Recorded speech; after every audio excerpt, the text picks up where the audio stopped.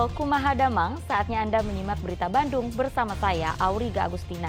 Sejumlah berita menarik akan kami sajikan untuk Anda. Berikut 3 berita utama hari ini. Hingga hari Rabu, kebakaran TPA Sampah Sari Mukti Bandung Barat belum juga bisa dipadamkan.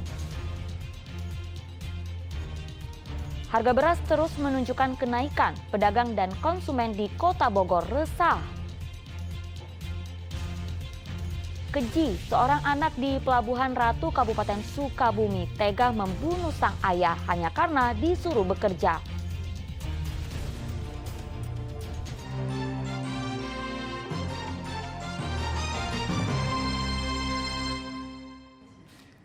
Kita ke informasi pertama, nyaris 1 bulan lamanya kebakaran di TPA Sampah Sari Mukti Bandung Barat hingga Rabu pagi tak kunjung padam. Dampaknya operasional TPA terhambat dan membuat sampah menumpuk di sejumlah wilayah. Dari pantauan udara Rabu pagi, kepulan asap di beberapa titik masih menyelimuti lokasi kebakaran TPA Sampah Sari Mukti, Kecamatan Cipatat, Bandung Barat. Kepulan asap belum reda sebab masih ada beberapa titik api terutama di zona 2 dan 4 yang tak kunjung padam. Berbagai cara mulai dari penyemprotan air oleh damkar hingga bom air dari udara menggunakan helikopter milik BNPB telah dilakukan. Setelah penanganan kebakaran diambil alih oleh pemerintah provinsi, pemadaman diupayakan dengan menggunakan lumpur untuk mematikan bara api yang masih ada. Dinas Lingkungan Hidup Provinsi Jawa Barat menyatakan upaya pemadaman saat ini dikoordinasikan oleh BPBD Provinsi, sedang pihaknya mengeluhkan belum berjalannya imbauan Pemprov agar pemerintah Kabupaten Kota Bandung Raya memilah dan mengurangi sampah organik agar tidak semuanya dikirim ke TPA Sari Mukti yang saat ini masih ditutup. Sebab zona darurat pembuangan sampah TPA Sari Mukti hanya tersedia seluas 1,6 hektar saja. Konsep pengurangan dari kabupaten kota di Rute itu yang harus dilakukan gitu.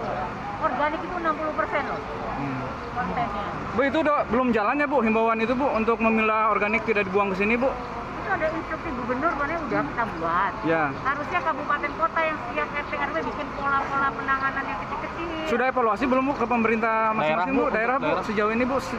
Ya, sebenarnya indikatornya kalau sampah masih banyak yang masuk di sini tanpa ada pengurangan dan di jalan masih banyak belum signifikan. Berarti nggak jalan. Masih bandel ya Bu ya, pemerintah daerahnya Bu? Tapi sekarang ada yang kepalanya kan BPBD. Di bawahnya ada komandan satgasnya tiap hari. Itu dan break 15 jam pakai level 5. Nanti di bawah komando itu semuanya bergerak. Jadi udah dikeluarkan surat gubernur tentang darurat, tim komandonya, ya, dan ada beberapa cara administrasi pengajuan untuk dana BPT-nya. Dampak penutupan TPA Sari Mukti, sejumlah titik ruas jalan di wilayah Bandung Barat dan Kota Cimahi banyak sampah yang belum terangkut dan berserakan. Selain melibatkan instansi pemerintah, upaya penanganan kebakaran juga melibatkan tim ahli dari Institut Teknologi Bandung ITB serta Badan Riset dan Inovasi Nasional. Muhammad Abbas melaporkan dari Bandung Barat. Ya, seolah tidak kapok, sejumlah pemilik warung di Kota Cimahi masih menjual rokok ilegal. Petugas gabungan yang melakukan razia berhasil menyita ribuan bungkus rokok ilegal tanpa pita cukai.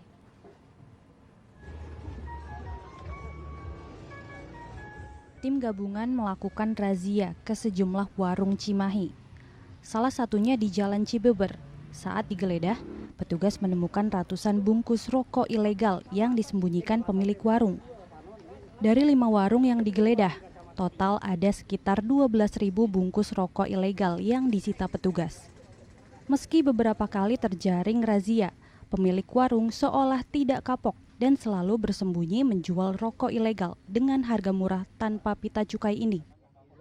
Ya, kita berbicara fakta ya, by fakta. Ternyata trennya masih ada dan memang ini baru dari 5 lokasi kita sudah menemukan sebanyak 24 ribuan lebih batang. Berarti kan dari yang sebelumnya ada peningkatan. Beberapa kali razia petugas diduga bocor, sehingga pemilik warung menyembunyikan barang ilegal tersebut. Hingga saat ini, petugas sulit mengungkap pemasok. karena rokok ilegal dijual secara sembunyi melalui kurir ke sejumlah warung. Akibat maraknya rokok ilegal, negara rugi miliaran rupiah. Pelanggar perda bakal terkena hukuman maksimal 1 tahun atau denda 10 kali lipat dari harga pita cukai. Muhammad Abbas melaporkan dari Kota Cimahi.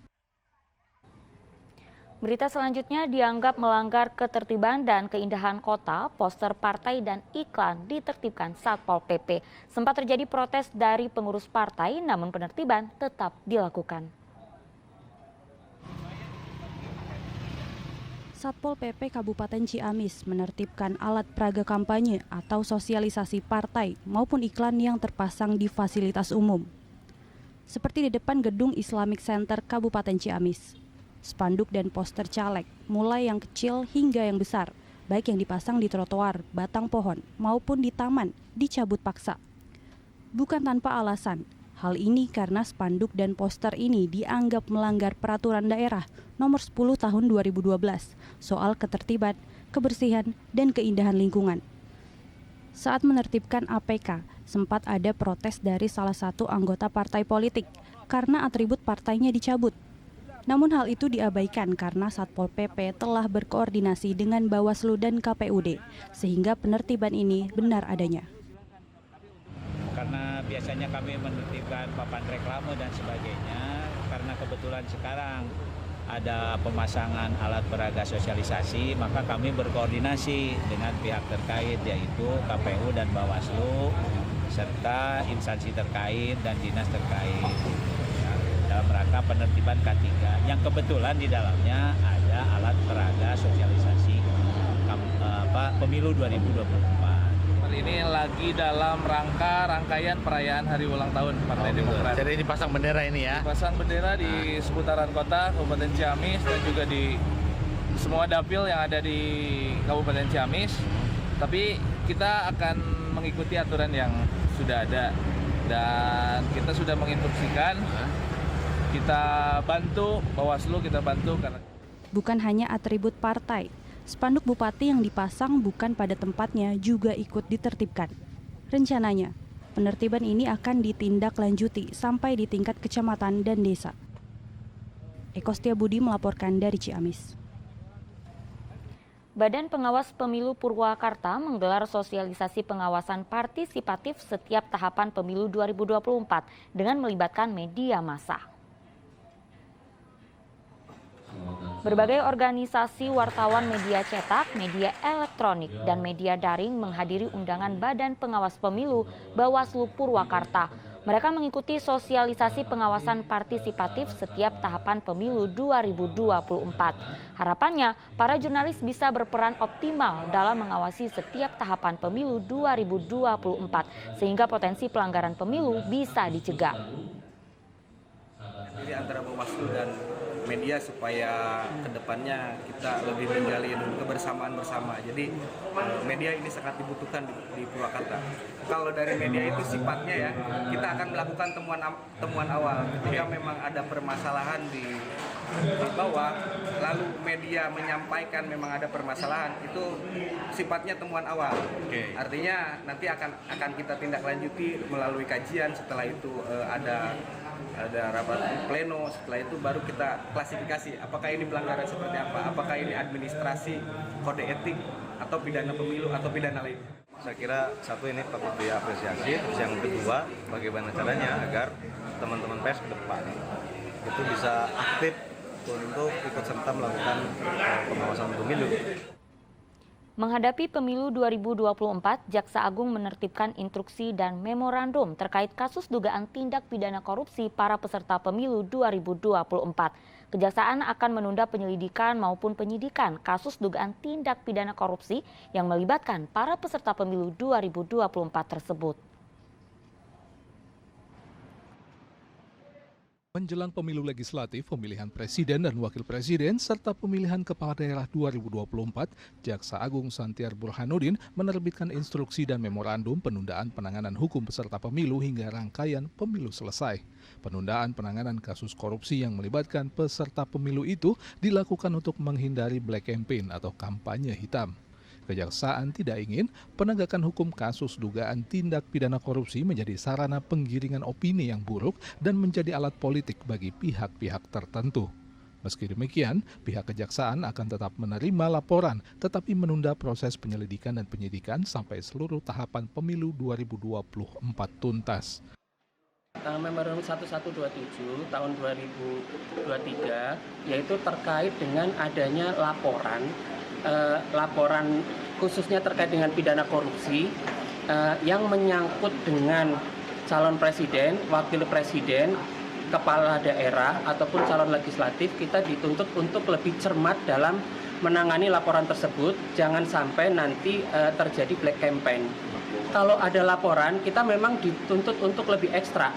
Apakah ini laporan ini memang murni laporan atau memang ada tanda kutip black campaign. Jangan sampai kita dijadikan alat. Dari data Kejari Subang, hingga saat ini Kejari belum menerima laporan kasus dugaan tindak pidana korupsi yang melibatkan peserta pemilu di wilayah Kabupaten Subang. Zainal Arifin melaporkan dari Subang.